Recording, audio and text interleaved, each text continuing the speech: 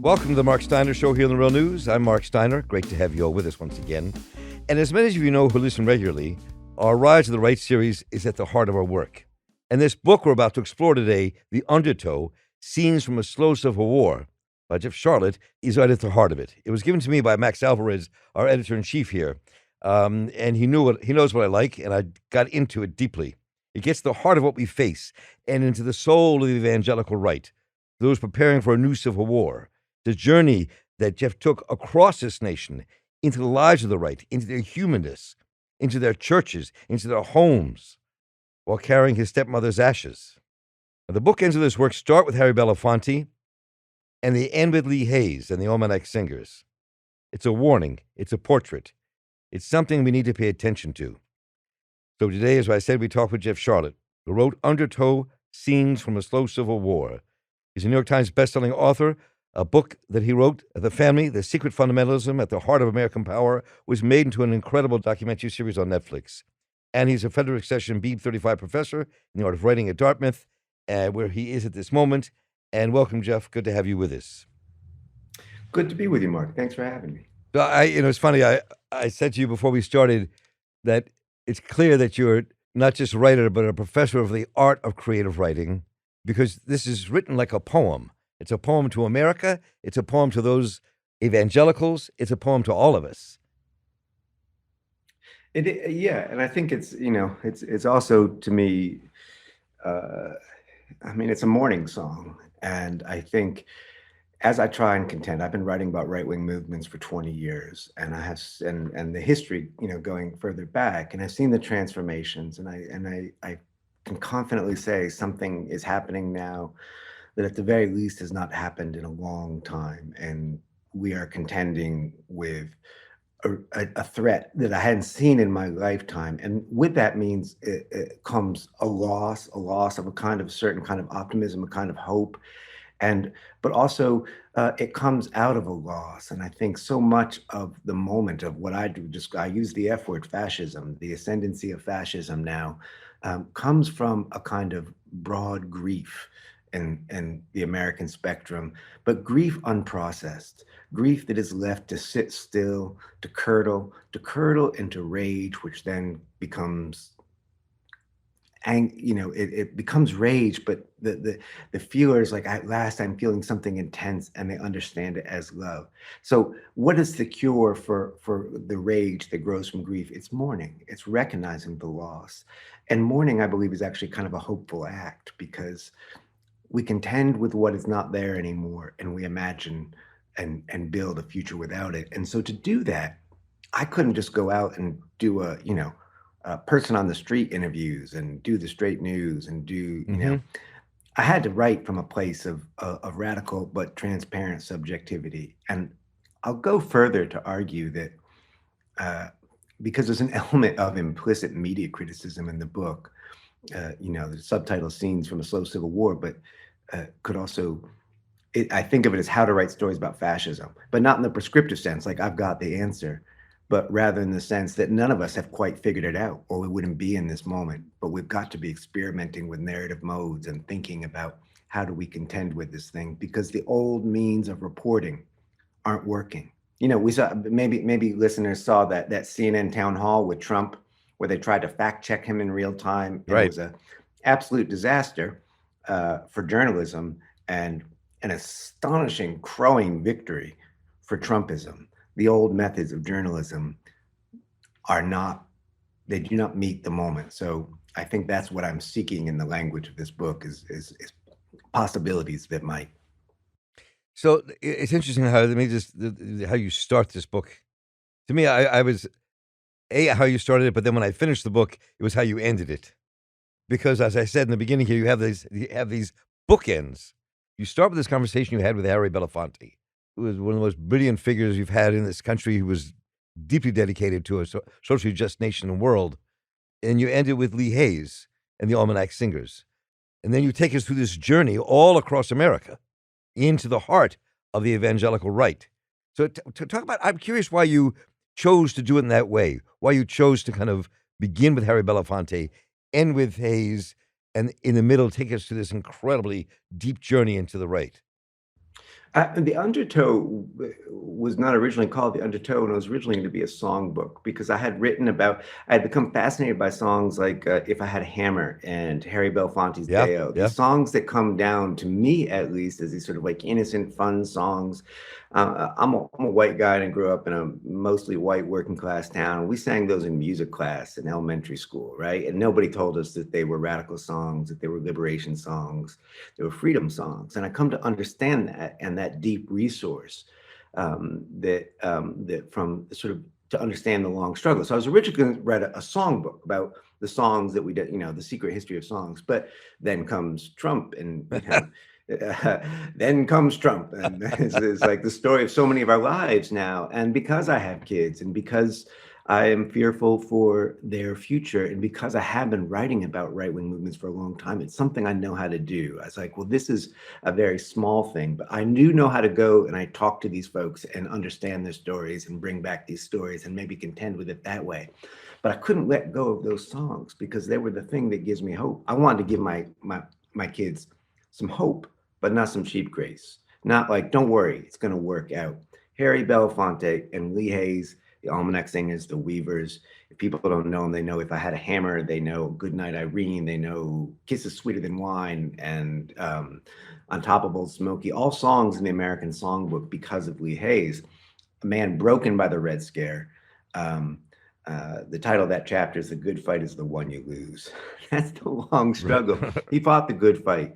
He lost it. But I always knew the last line of this book, I knew right from the beginning, this is what I'm writing toward. It's a line uttered by Lee Hayes. He's driving through the Arkansas night with a bunch of union organizers, and there's gun thugs on his trail. It's the 1950s, and they're terrified. They're afraid they're going to be killed, and they're singing. They're singers. They're singing hymns, and sing hymns that they made into labor songs, into freedom songs. And he says, for a while, it was possible not to be scared even.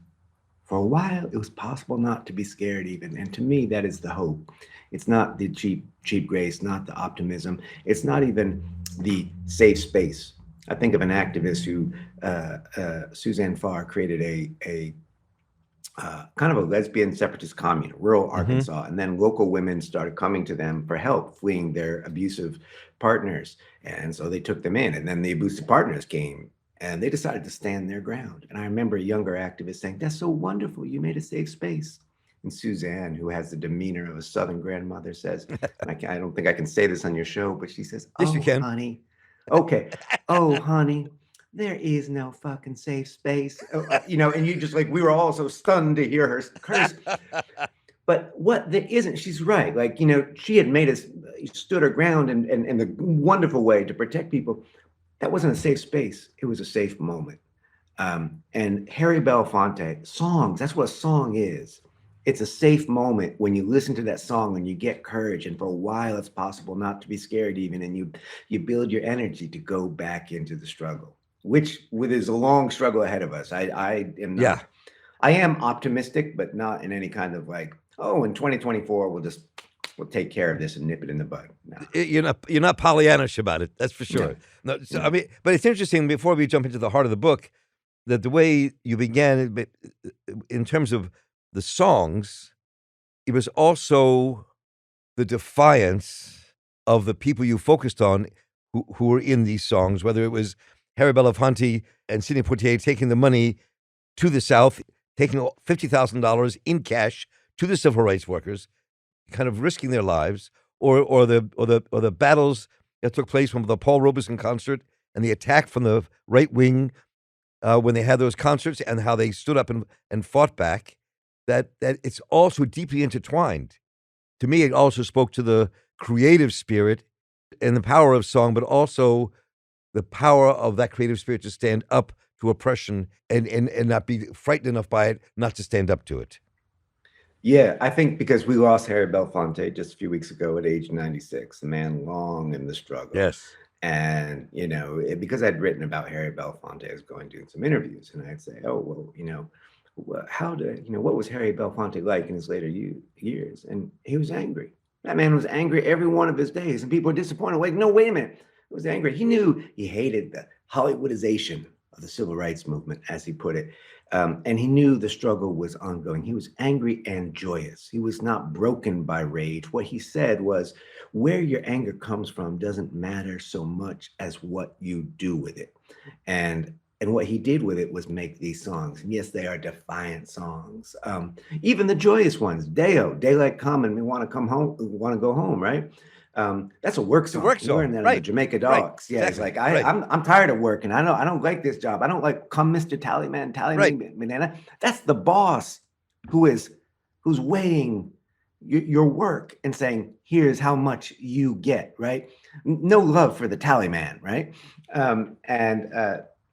That defiance too was something, that's part of the hope that I think we need. Has got to be some defiance. It's got to be, this is a long struggle. And I think that is important because we add this, people like to say unprecedented moment, right? The Trumpocene, Trumpism. And there are a lot of ways in which it is, but the idea of struggle, that's not unprecedented. Some of us have been given reprieve for some part of our lives from it, but the struggle has always been there. And so that's why any book, I think, right now about fascism, to me, has to have some acknowledgement in it of the long struggle. And it's not just World War II and the Greatest Generation. There are so many other ways that struggle has been fought, and can be fought. And so that because fascism has a lie. The lie of fascism is inevitability. It's the tidal wave that can't be stopped. Well, that's not true. And so we need to constantly be looking for those moments, those songs that help us see past that. So given that, before we get into some specifics about your journey, because you took this journey across the country, stopping at churches, going into people's homes unannounced because of the flags you saw out front or signs you saw out front, and really putting your... Well, I would knock on the door. I wouldn't announce like I'm right. Anybody home? No, that I'm not brave enough for that, or weird enough. I hope. No. I didn't mean, I'm glad you clarified that. I'm sorry. Right. Yep. But you did. But just showing up. Yeah, you're just showing up. Yeah. Just showing up. Yeah. So I'm curious how you started, how you ended. What changed for you? What changed in you? Because one of the things that struck me about how you approached this was that while you got into the politics of it and the power of whiteness, which we're going to talk about in a bit, you also approached people with a humanness, and you saw the humanness in them, and not just as a clear-cut enemy, you're a racist white dog, you're a fascist, and no, there was something else you were kind of bringing out to find out who these people were that in a different way than most would do it. As I was traveling across the country, I was thinking about some sort of writing advice I was given once, and which I always hold on to, which is to remember the bodies. Remember the bodies of the people that you write about. And so oftentimes we abstract people into characters that we have constructed using the stories that we have learned from television and movies and so on. Remember the actual bodies. So, and when you do that, this question of should I humanize someone or it's not there. I can't humanize anybody. They are human. They are living in this world. They are subject to physical pain and aging and fear and desire, just like I am. That does not mean we are all the same. I don't want to make that mistake. I'm interested in the human.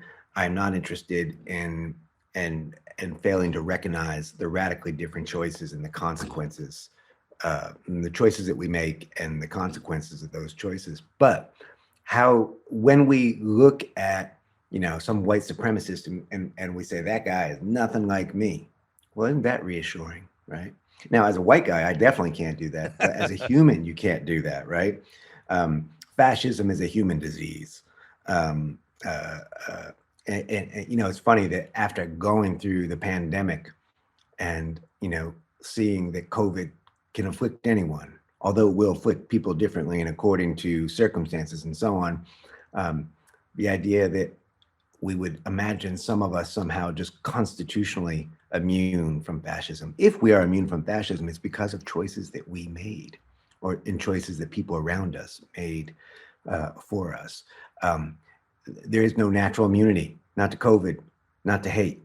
And so you've got to be on that spectrum with people. You've got to sit with people. You've got to see how their bodies inhabit space And that, I think, is absolutely necessary. Otherwise, all you're doing is telling tales that reassure you, but do nothing to prepare you for the threat in front of you. And you use the word bodies, and part of, for me, the subtext of your book, a lot had to do with tearing apart of the body.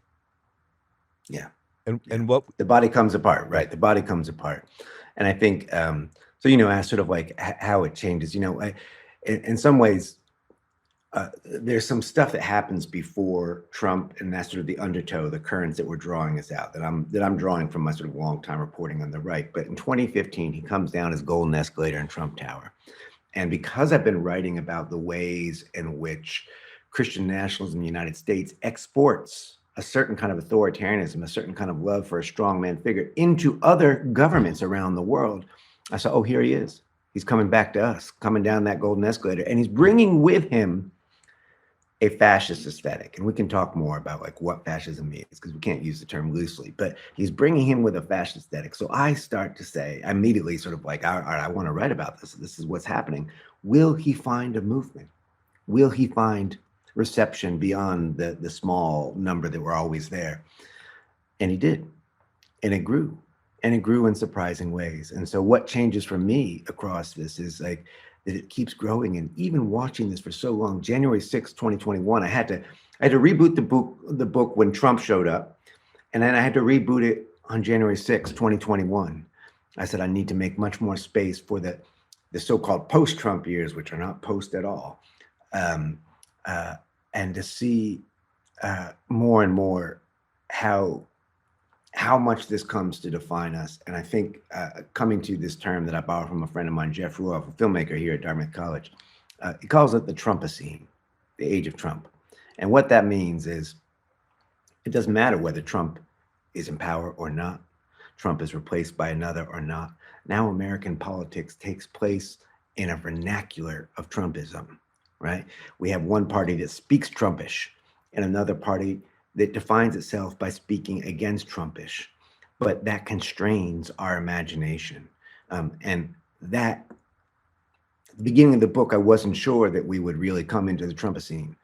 And now here we are.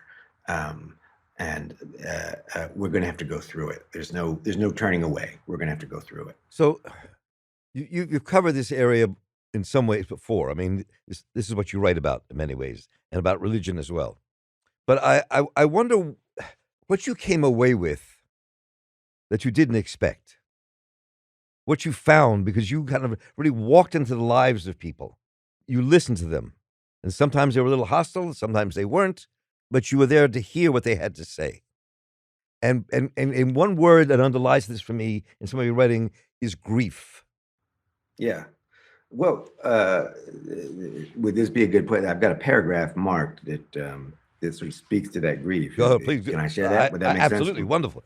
Jump into it. So I'm writing here about the ways in which people who have sort of given into the undertow of white supremacy, and what's complicated is they're not only white people. You can, as we saw in Allen, Texas, there can be people of color who are seduced by what my friend Anthea Butler in her great book White Evangelical Racism calls the promise of whiteness, and they see themselves as victims.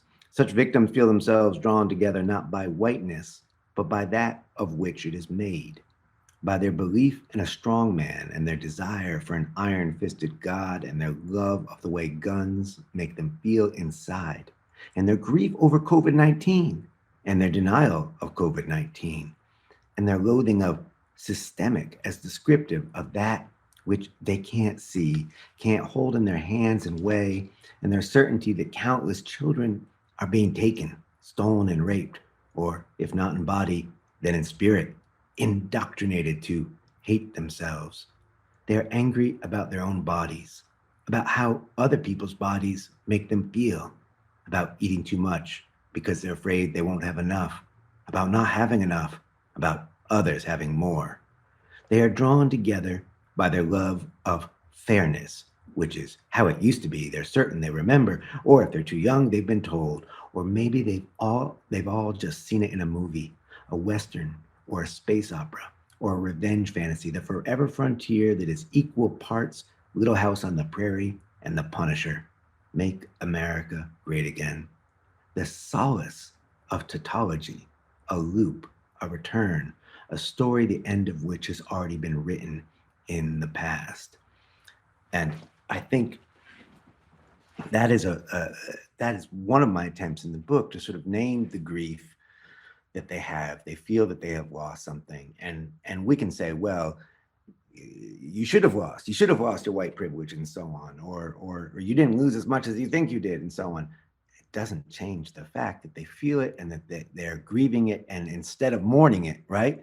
Mourning might allow them to say, "Hey, wait a minute, that Little House on the Prairie myth, that's not worth holding on to. That wasn't helping me. That was hurting me.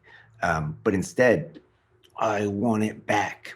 I want back the thing that never was." What it made me think of as I was reading this, and if I'm digressing too much here, you can say, Steiner, come back. But let me try to give you. But one of the things I thought about, because I spent a lot of time as an organizer in my life, both in unions and communities, and in a couple of those situations, a number of those situations, it had to do with whiteness. It had to do with their grief and loss. It had to do with bridging this line. It happened to me in Mississippi with the timber workers in the 60s in the Alabama-Mississippi border with black and white workers. It happened in Chicago with U-Join and the Appalachian Whites teaming up with the Black Panthers and our work with the Poor People's Campaign. And it happened here in Baltimore. We organized a tennis union against landlords and brought this kind of really racist white neighborhood together with a black neighborhood across one street to fight together. So I'm saying that to say that what I felt reading this book was that in some ways is what we're missing, is the ability to bridge this divide, that it can be bridged. But your book, in a sense, really allowed the pain and grief objectively to come through with these white folks mostly white folks you talk to. And it didn't leave us with lack of hope, but it also talked about the root of why we're not there. Yeah, and I think, like, another answer to that question of what did I find that was surprising to me, and this is going to be an alarming word, is imagination.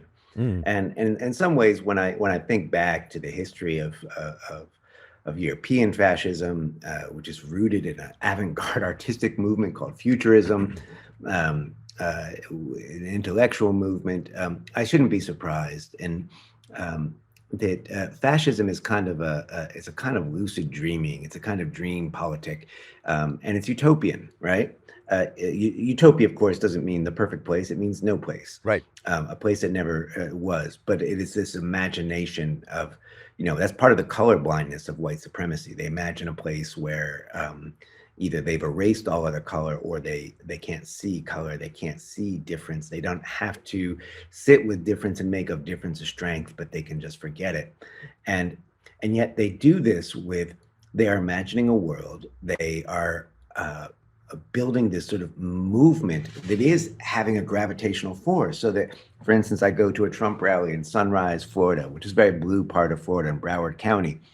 And I don't know, I would say probably it's less than half white. Now, people know about conservative Cuban Americans, but also flying in the dozens are Venezuelan flags and Nicaraguan flags of Nicaraguan Americans and Venezuelan Americans, and also pride flags at a Trump rally, right? This is the gravitational pull of this movement, which is the bridging is happening over there, right? And it's happening with lies. But it is very effective. And I think, one way of illustrating that imagination is, as I'm driving across the country, I start documenting all the flags that I see. Right. The false flags of fascism, which is to say, you've seen the Trump flags, you've seen the fuck Joe Biden flags, maybe the Gadsden flag, the coiled snake on yellow, the don't tread on me flag. There's also flags with skulls. There's flags with AR-15s. There's a flag, the American flag. The stripes are made of long guns. The stars are handguns. There's all the thin blue line flags, the police flags, which some people say it's just about respecting the police. I interviewed the man who made the flag. He said it's an anti-Black Lives Matter flag. It is what it appears to be. And scariest of all, the all-black flag. If you see this flag, a neighbor flying, you want to steer clear. This is a flag that means no quarter, no prisoners. In the Civil War they believe is coming, you kill everybody. It's a genocidal flag. Now I see all those flags, and then I come into Baltimore or Milwaukee or wherever, and whew, you know what? There's just as many progressive flags, pride flags primarily, all the same flag. You buy it for $14.99 on Amazon. It's the same flag, and I'm like, where is out there? Folks they're carving trees into the likeness of Trump and painting silos with murals of their imagined fashion utopia. What do we got? $14.99 polyester pride flag, weather durable. It's good. Put that flag up. You're good. You should. And I have that flag, and I think I want everyone to have that flag. But I want us. That bridging that is happening, that you have seen happen, it comes from this place of people being able to imagine something that wasn't there before, right? Let us imagine this community coming together. It takes a lot of political work, but it takes a lot of political imagination too. And I do think implicit in this book, I want people to contend with the real force of imagination that is on the right now. And if people come away from that and say, well, I know here in this little pocket and that little pocket, but if anyone's looking at the Democratic Party in America and saying, wow, what a force of imagination. Well, as they say, I've got a bridge to sell you. We're coasting, they're surging.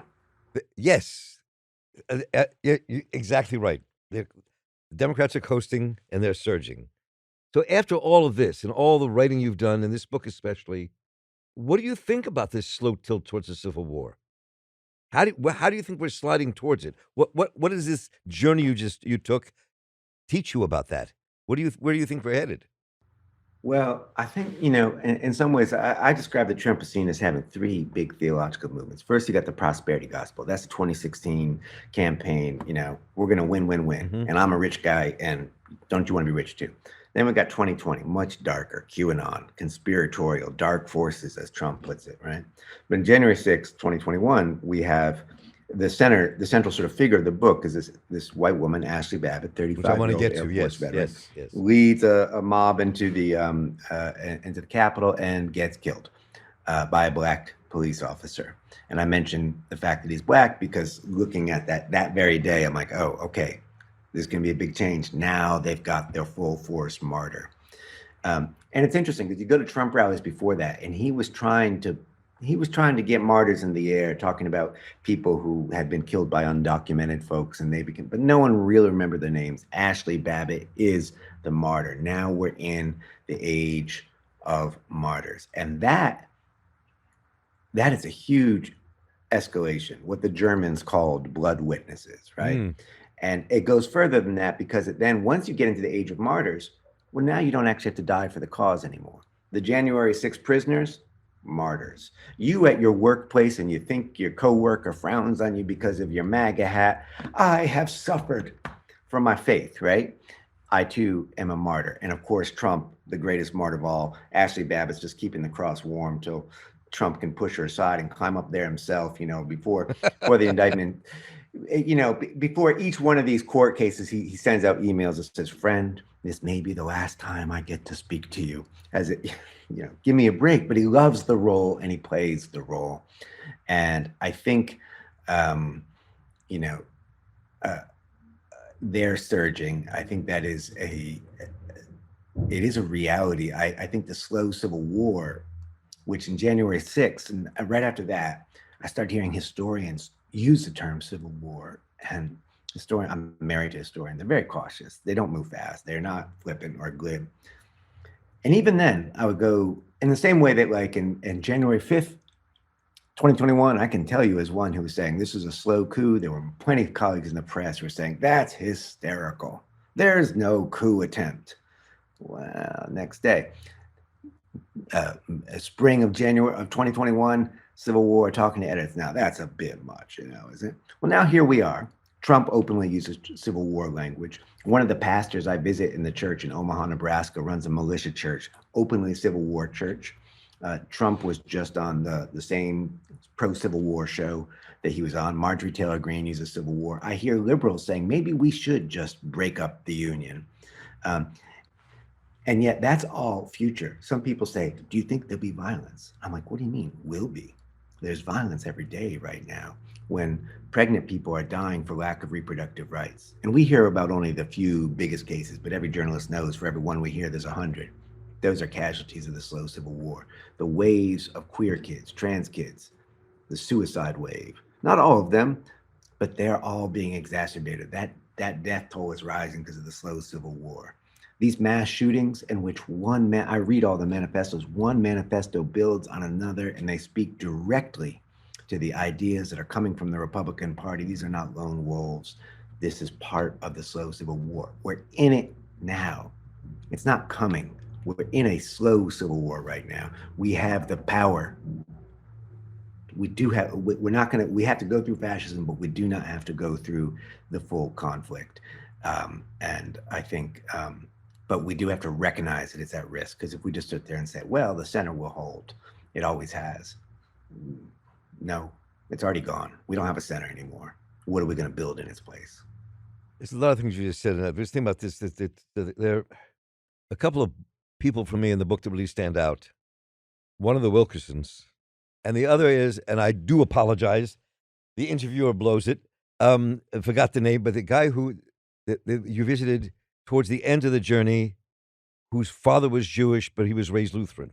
Oh, Rob Brum. Right, yes, yeah, right. Rob Brum, militia leader in Marinette, Wisconsin. Not his father, though. He would love to have heard you say that. He would love to say, Marc Steiner and Sharlet, look at those Jews recognizing my Jewishness. No, he's about 6 generations removed from his Jewishness, but he suddenly decided, he found it like, 23 or me or something, and discovered he was Jewish, and wouldn't that be cool, and went out and bought himself a Israeli cycling team jersey, and then start sprinkling Yiddish into his militia commands. And I say, aren't your men anti-Semitic? And he says, yes, of course, but I'm the alpha wolf, and if they sense weakness, they'll displace me, but I'm still strongest. Right. His daughter, meanwhile, is a Nazi, and I don't mean figuratively. I mean, she's a big Nazi tattoo. She is very clear, I'm not Jewish. But interesting. I mean, those are two. Yeah, those figures loom for me. But I'm. How do you see them in conversation or in concert? How do they go together in your mind? Because one is the evangelical surge, which is maybe now half the Republican Party, whatever that number is. People say it's 10 million or it's 40 million, whatever number that is in this country. The Nazis were a minority party as well, and they seized at the heart. And on the other side, you have militias, whether he's, as he said, 7,500 strong or 6,500 strong, whatever the reality is, they are there and they are armed and ready to fight. They're both ready to take over the country from different ends, and they're connected because the people in his that's it exactly right there. So the Wilkersons, this is a guy named Rich Wilkerson, and he's got a hipster church in Miami called Boo Church. He's the guy who performed the wedding ceremony for Kanye West before he was Ye and Kim Kardashian. He's Justin Bieber's pastor. He's a beautiful man, looks like Leonardo DiCaprio, never lets you. He is handsome. Forget it. Yes, he is. Yes. Has a million followers on his Instagram where he posts his bare-chested selfies and so on. He's the scion of a evangelical sort of dynasty and so on. And he is a really beautiful person. Rob Brum, the militia leader in Wisconsin, where I stopped, I take a picture of his Fuck Trudeau flag, and his wife comes out, because it turns out I've tripped their security perimeter, and they've actually got a rule like they're sizing me up. Is it a Fed? Should we shoot? And you can be a Fed or a fool, and I aced it. I'm a fool. And they end up inviting me in, and there on their table, they're preparing for an operation, is just an arsenal of weapons. And there's a picture in the book, and it's interesting how I said, can I take a picture of your cat? Because he's a cat winding its way through the AR-15s and the ammo and the long I love guns. that picture. He turns on the light so I can do it. He says, all the guns you see, these are the legal ones. And he is, Rob, you'll see a picture of him in the book. He's not one of the beautiful people like the Wilkersons. And yet you have these rich, beautiful people living in Miami penthouses and hanging out with celebrities. And you got this rural Wisconsinite with all his guns. And here they are on the same side. And that's what a social movement is. I think a lot of people on the left, think that social movement is a term that belongs to us, but there are social movements of the right too. And what they're marked by is, and this is what I mean by the undertow, it's sort of drawing many currents together. What makes it threatening is the convergence of many forces. So you've got pious churchgoers, and then you got Proud Boys thrilled by their transgressive politics. Um, you've got you've got the Mike Pences of the world, and who cares about Mike Pence running against Trump? He's part of the movement. And then you got the Stormy Daniels and the people who love Trump not despite Stormy Daniels, but because of Stormy Daniels, because he is setting the id free. And this is what we need to be alarmed at, is this convergence, but we also take some hope there, right? Because, I think this history. Social movements collapse when unlikely allies come together for a while. For a while, it was possible not to be scared even, right? But, those tenants unions you made in Baltimore and the racist white neighborhood and the black neighborhood, pretty sure Baltimore is still working on that issue. Yes, it is. Yes, it is. It comes together for a while. Right. It achieves something, and we don't take away that achievement, but it does split, and this can happen to fascism too.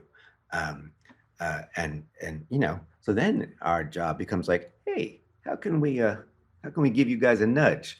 You guys don't get along. Let us encourage those fault lines. So I'm going to come back to that because I want to come back for a moment to Ashli Babbitt and to her mother. Yeah, Mickey. Nikki, be proud, white Americans, of who you are and of Ashli Babbitt, she says. But what's interesting to me is that most people, unless they are on the right, which is a lot of people, don't even think of her anymore. She's not, and what you're describing here in this book is how she's a centerpiece. She is a battle cry for an entire movement and a plethora of movements around the country. Well, right. And that was sort of interesting to me, going to Trump rallies during his term in the beginning and throughout it, is these people, mostly women, who were killed by undocumented folks. And I was always I had not heard of these people before, but the crowd had. The crowd of 20,000 people would shout the name. In the same way that if I was to go to an evangelical church now, I might go to a youth group and I might say Cassie Bernal.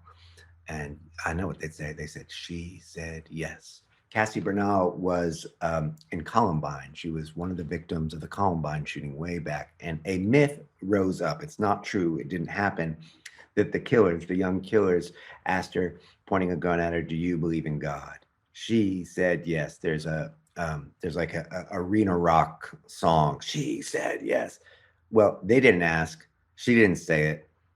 It doesn't mean, in some ways, the desecration is, here's a person who was killed, and we can't honor her for who she was. We have to make her into a martyr, which is all, martyrdom, as I write in the book, is a kind of magic trick, a sleight of hand by which the dead serve the needs of the living, right?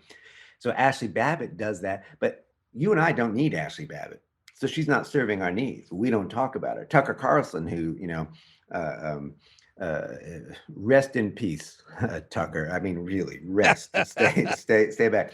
But when he had 3 or 4 million people watching the show, but a reach of about 70 million, and once a week he was talking about Ashli Babbitt as this martyr, as does Trump. Still talks about her at every rally, and the CNN town hall talks about Ashli Babbitt, always making of her this white woman killed by a black man. And so this is the old lynching story. White women, vulnerable to these black predators and this racist imagination. They start aging her backwards. She's 35. No, she's in her 20s. No, she's 16. She's 125 pounds. No, 115, 110. She's just a little white girl. Mm-hmm.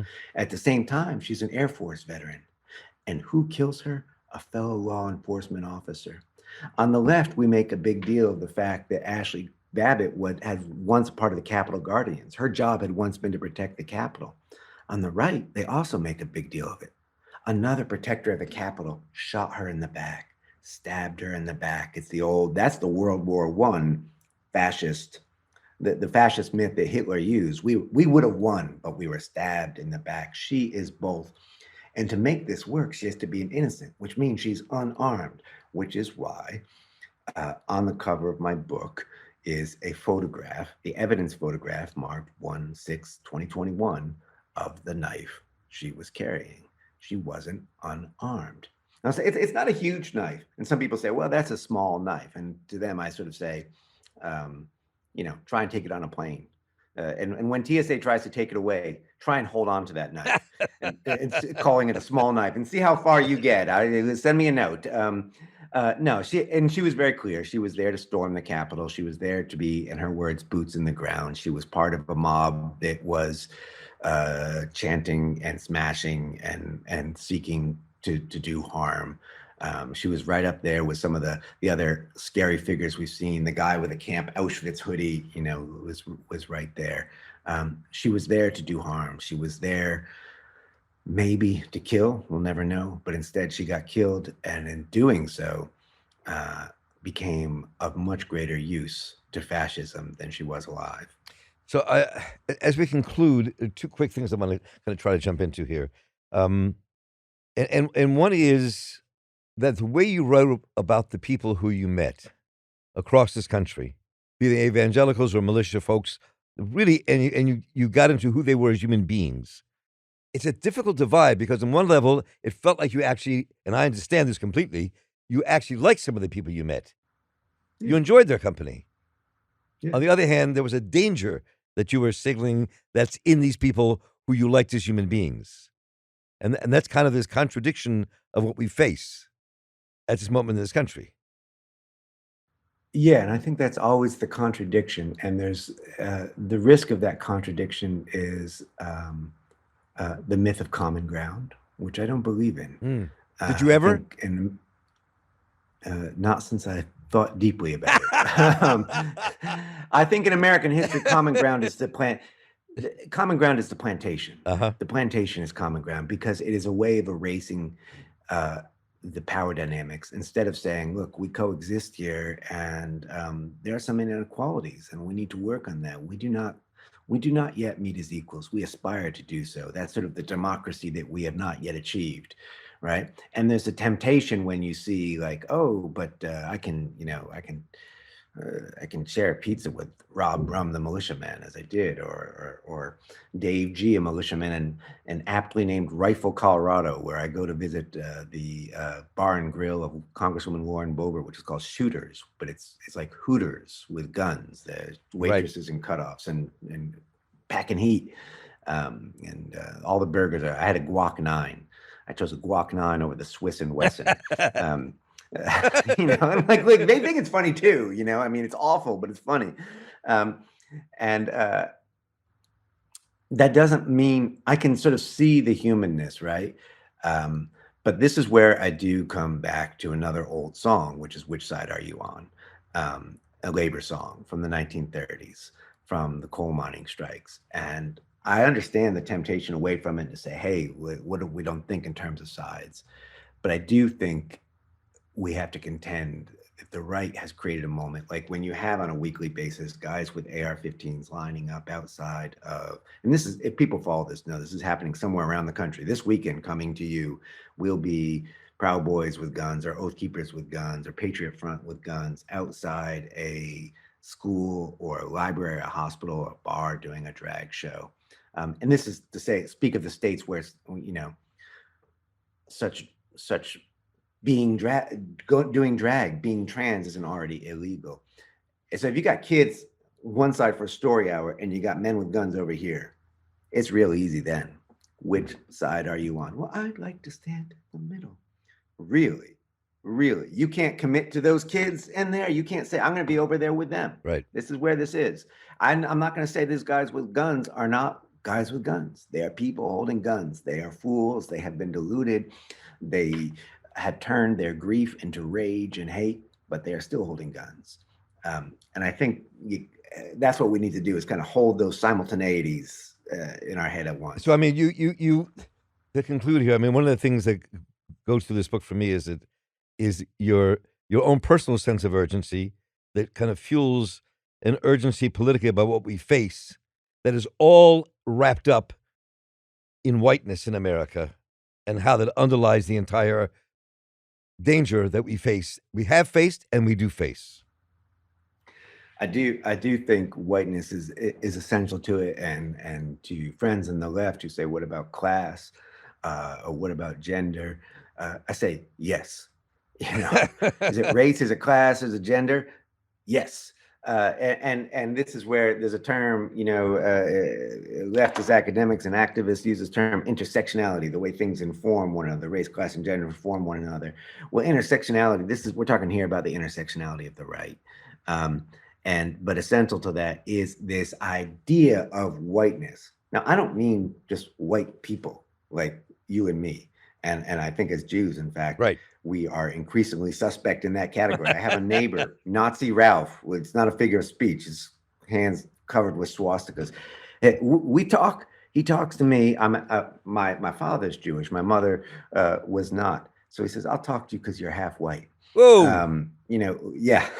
But he sits there holding his loaded Glock when he does, just in case I guess I try to Jew him with my Jew powers. If only I could. If only I had those powers. It's the same thing with like people talking about Soros funding all these things. Like, and I keep seeing people making jokes like, "Where can I get my Soros check? I'm ready. Give me my woke check. I will take it." But I think that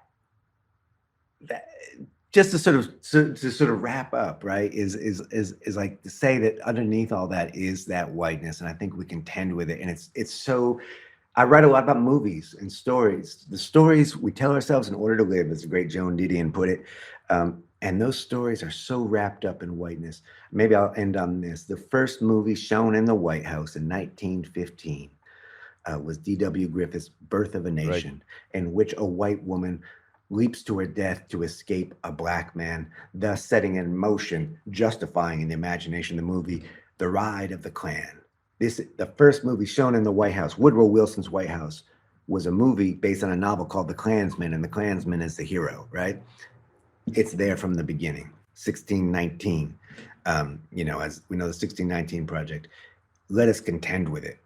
Let us contend with whiteness and class, whiteness as class, whiteness and gender, whiteness as gender, the ways in which these things come. And take someone like Ashli Babbitt, who all her life is actually struggling to be a decent person. Favorite president after Trump was Obama. She stood up for little folks. And then there was a day she just stopped trying and she gave in, right? And she was tired. She was tired of being a woman in the military. She was tired of dealing with predatory loans. She was tired of capitalism. And whiteness came and said, "Hey, this will explain it all." And she just leaned back and lay back in that undertow, right? Let's pull Ashli back to shore before she gets to the Capitol. The next Ashli. I don't want to give up more lives. Amen to that. And Jeff Sharlet, I want to thank you for taking your time today. I want to thank you for this book, The Undertow: Scenes from a Slow Civil War. It's really worth the read. It's really written well. It's as if a prose poet told us the story of where America could be going and why it's here. So once again, thank you, Jeff. It's really been a pleasure to have you. Thank you, Mark. Thanks for good questions. Thanks for reading and chatting with me. Great book. Great book. And I want to thank you all for joining us today. Let me know what you thought about what you heard today, what you'd like us to cover. Just write to me at mss@therealnews.com. I will write you right back. And while you're there, take a second. Go to therealnews.com/support. Become a monthly donor. Become part of the future with us. And so for David Hebden and Kayla Rivara and the crew here at The Real News, I'm Marc Steiner. Remember, Jeff Sharlet, The Undertow. Check it out. Stay involved. Keep listening and take care.